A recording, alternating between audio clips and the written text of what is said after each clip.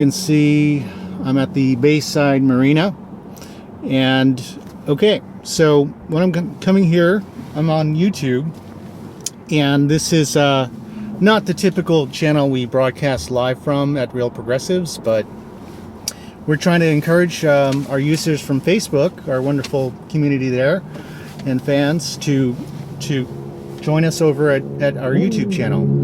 The link is in the description of this page, and I hope my friends out there on RP are sharing this out. So what I've come up with for a talk today is the Jill Stein, Hillary Clinton recount, and what's really going on. What's the real story, and what does Jill Stein hope to accomplish? What's Hillary's part in this, if anything? And the story begins with someone named Halderman, who is actually a fairly respected election integrity specialist, and what he specializes in is J. Alex Halderman, and what he specializes in is vote rigging and how it's done. So he's a pretty clever computer scientist. He and his PhD students, and actually since he was a PhD student, he's been acquiring electronic voting machines and basically hacking them.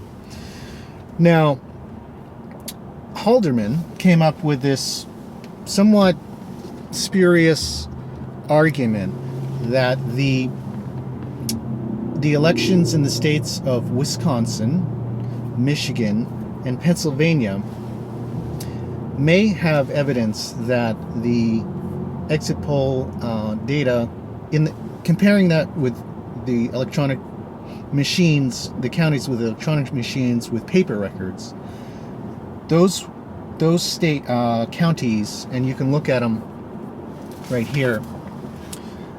The pink ones have paper trails, and the blue ones do not. Now, specifically in Wisconsin, I think it's over here, he noted a difference of 7%. Nate Silver actually quickly refuted that claim based on his analysis of demographics. And you'll see in my description below, I have links for this Medium article and Nate Silver's rebuttal based on his demographic analysis. And Nate did it very simply in a tweet. Nate Silver states, to follow some very quick analysis which suggests the claim here of rigged results in Wisconsin is probably BS. Now, what happens after that is kind of skullduggery. Halderman and his partner approach the Stein campaign, present their data, and they also simultaneously present it to the Clinton campaign. The Stein campaign bites. Stein opens up a fundraising page. She actually gets rid of her homepage at Jill 2016, and she just puts up, please donate. Within one day, she's raised $3 million, which is actually equal to the amount of her entire election campaign for 2015 and 2016. So within one day, she's surpassed all of her fundraising to date. And so how is this possible? The only way it's possible is that it's not a grassroots campaign. Basically, and I know this from anecdotal evidence, I spent the weekend in Washington, D.C., where, you have a lot of liberal, upper middle class people, a lot of disappointed Hillary voters, and some of these friends of family of mine are actively donating to this campaign. They voted for Hillary, but now they're dumping as much money as they, out of their own pockets. We're talking normal people, right into the Jill Stein page. So that's how she's done it. And what I've got here for you. So Open Secrets Money Trail. So Open Secrets is a page, actually an institute that tries to, and actually underestimates to a great degree, tries to track all the campaign money from all the presidential candidates and other candidates actually as well. We see that Hillary Clinton is around the 1 billion mark. Trump was like 700 million. Interesting enough, if you dig a little further, Bernie Sanders' money is actually about equal to Trump's, despite Sanders quitting in August. And so we have Jill Stein biting, and she's up to $7 million at this point. I think she's probably blown $7 million. She's going to get the recount in Wisconsin. Now, what does Jill Stein want out of this? She claims that she was approached and that this was an opportunity for the Green Party to make the argument that our elections aren't as safe or have the integrity that we think they do. And that's very true. But at the same time, the opportunistic moment here being Alex Halderman and his cohort. I mean, Jill had this opportunity many times before, and she claims in her live stream from last night that, well, this has always been on the Green Party's agenda, and that's true. Going back many years. However, why hasn't Jill Stein worked with Robert Fertakis, who is an election fraud specialist and a lawyer, a university professor? Bob Fertakis is well versed on as an expert as anyone. He may not have the computer science chops, but he knows how the sausage is made. Why hasn't Jill Stein worked with Cliff Arnbeck? Cliff Arnbeck out of Ohio. Why hasn't Jill Stein and the Green Party worked with trustvote.org or the Institute for Election Integrity in the United States? They have a very long name. I can never remember it. But now, or Election Justice USA, which effectively proved that the votes were stolen from Bernie during the primaries. Why hasn't Jill Stein condemned the primary results in the disenfranchisement of 300,000 voters in Brooklyn during the New York primary, Democratic primary, the circus at the Nevada caucus convention? What about Arizona, the 3-hour wait lines when they took away 2/3 of the polling stations? There have been many opportunities, many experts in which Jill Stein could have worked with prior to today. And now in television interviews, what Jill Stein has said is that, I don't think this will alter the outcome of the election at all. And then last night, in her new fireside chats that she does out of her home, she said, yeah, I don't think it's going to alter the outcome. If it does, leave it as it may. Leave it. That's where the chips fall. And that's a very irresponsible, disingenuous statement by Stein and the Green Party. And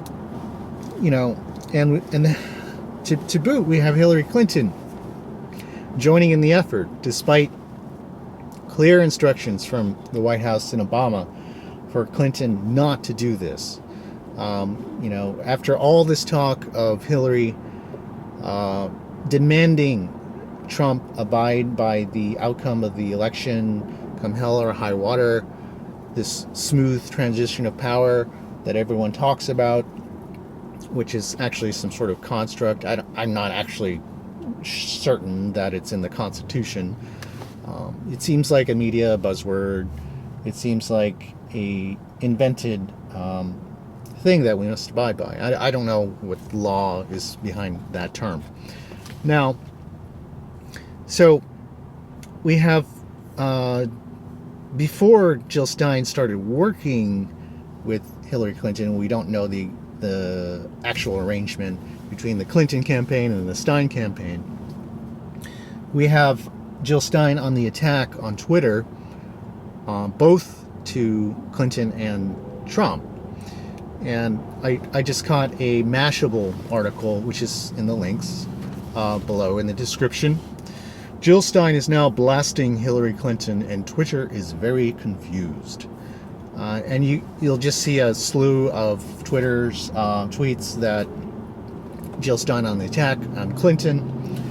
And, so very confused message here. We just don't understand what Jill's motives are. She claims that she just wants to bring election fraud in general to light. 5 minutes ago, I pointed out that she had many opportunities, many experts, many who are actually more legitimate than this J. Alex Halderman guy. He's just a guy who can hack simple machines, and he's very clever, but he's also a con artist. I mean, this guy in his Medium article states that he's giving credit to and validation to the Russian government conspiracy. Now, conspiracy. I believe there's two terms, two meanings of the word conspiracy and conspiracy theory. The actual meaning of the term conspiracy theory is that one suspects and one has evidence, circumstantial, direct, absolute proof that two or more people are conspiring to do some deed that is no good, right? That's actually conspiracy theory. But when people say conspiracy theory, they actually think this is an accusation that has no founding, and it's just basically libel, mudslinging, and it's crazy talk, right? But so Halderman is giving credence to the Russian conspiracy, which is basically unproven. Shown a willingness to use hack elections, blah blah blah, malware. Now, Halderman tries to go back a little bit on his statements. Were this year's deviations from the pre-election polls the result of a cyber attack? Probably not. I believe the most likely explanation is that the polls were systematically wrong, rather than the election was hacked. So, but he says, I don't know which one it is, so that's why I'm presenting this. So, I think the most important thing you should watch is that the Princeton University, he puts in a little plug for himself for his own YouTube video on how he hacks a Diebold machine, and I've talked about that before too in previous videos. I've actually looked into Diebold's website. I've shown the machines that they use in my precinct. I've shown the memory cards that they use, everything ranging from SD cards to proprietary PCM CIA's PC cards to obsolete cards to zip disks, to literally zip disks, okay, from the 1990s, compact flash cards, ancient technologies, right? Now, what's the actual outcomes possible here? Possible outcomes. So if we go to 270 to win, we see that if the recounts in Wisconsin, Michigan, and Pennsylvania do flip to blue, Hillary could win. She could get, I believe, 279, or no, 278, and it's a possibility. It's an extremely long shot. Jill Stein came out today with another live stream saying, this is how it's going to work in Pennsylvania, guys. I need 3 of you to go to every single precinct in county in Pennsylvania to be a volunteer, to be a witness. You have to go to your voting district. You have to get a signed document, and you have to get it notarized all by Wednesday. So, and then send it into the Stein campaign, a photograph of it. So good luck doing that. I don't think it's going to happen. And so, while Jill Stein's motives may not be malicious here, I don't think she's intentionally trying to throw the election to Hillary Clinton, and I don't think she believes that she's going to do that, intentionally or not. This is, I don't know. It's very this is the wrong way to do it. She should just take that money and do something else with it, because this is it sends the wrong message. It sends the wrong message to Hillary Clinton voters, and that if you lose, you can do whatever you need to do to change the outcome of an election.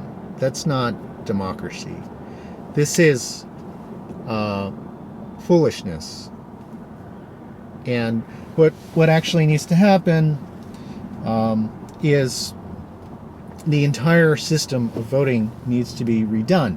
And I'm not talking just about getting rid of electronic voting machines, establishing paper trails, having a national holiday for voting. I'm talking about voter ID laws. I'm talking about gerrymandering.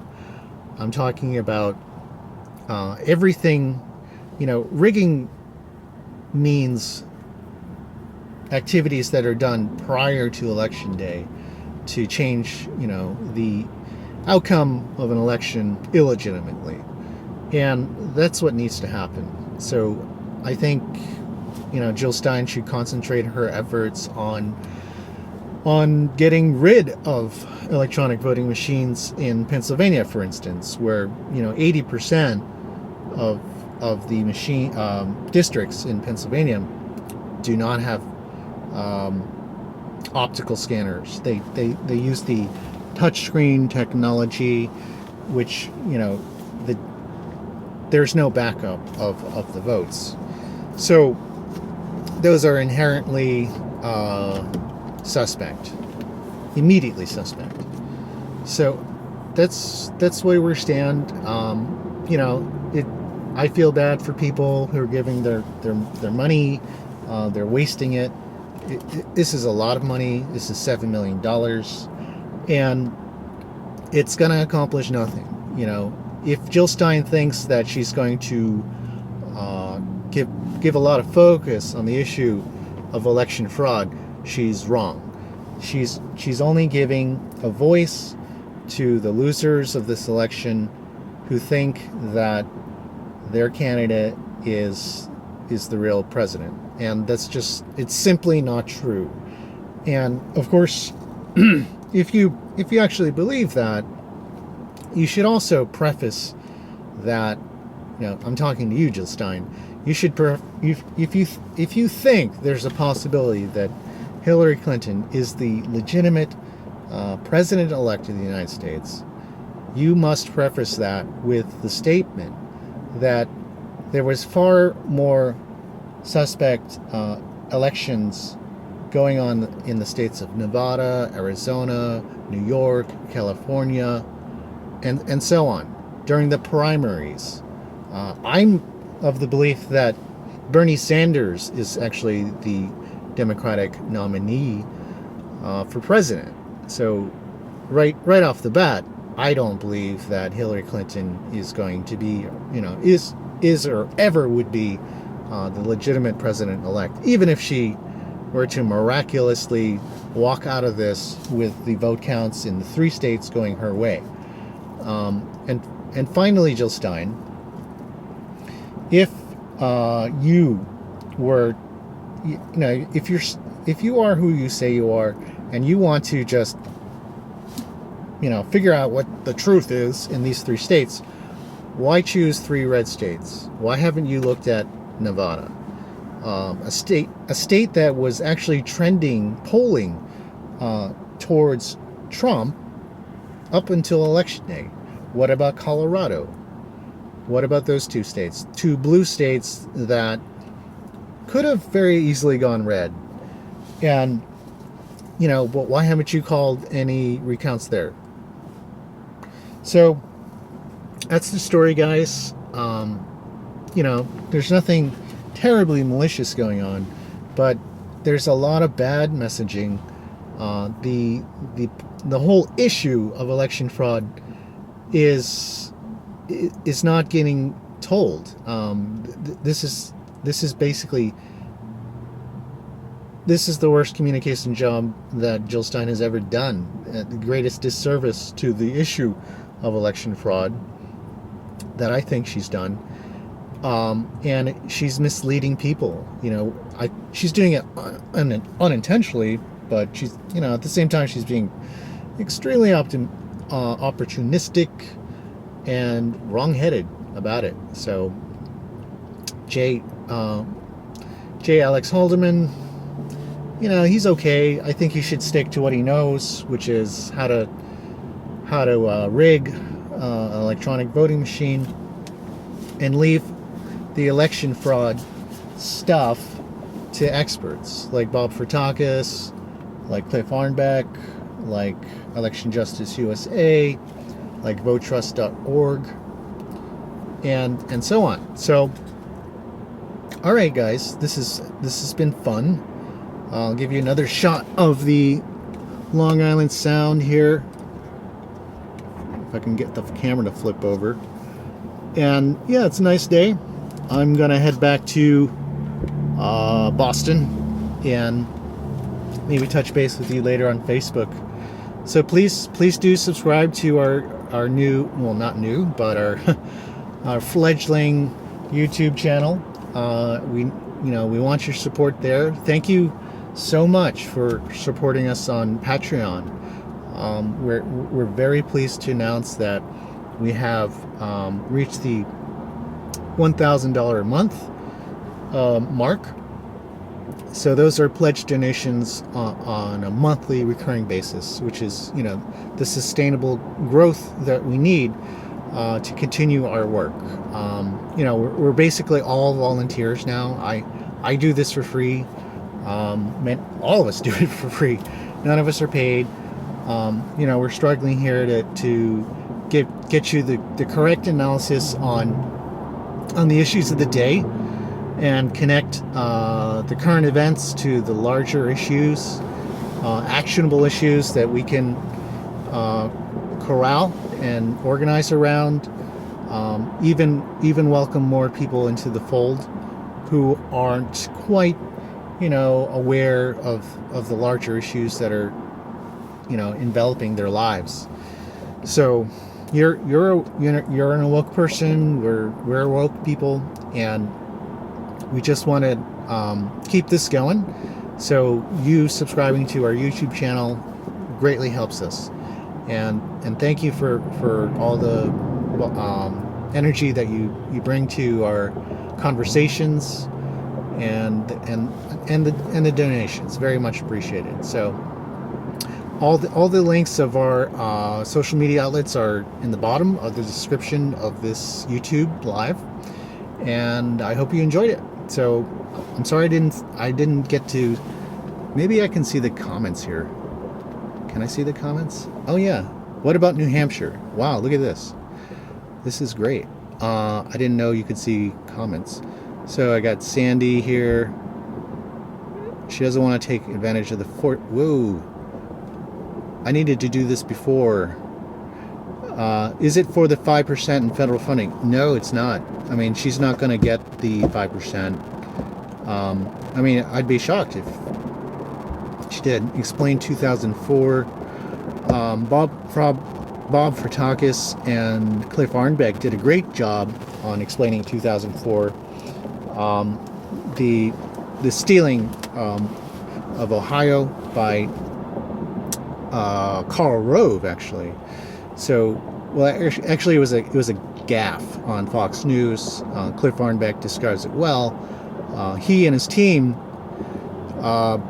had notified the FBI, was working with the FBI on the election in 2004 in Ohio.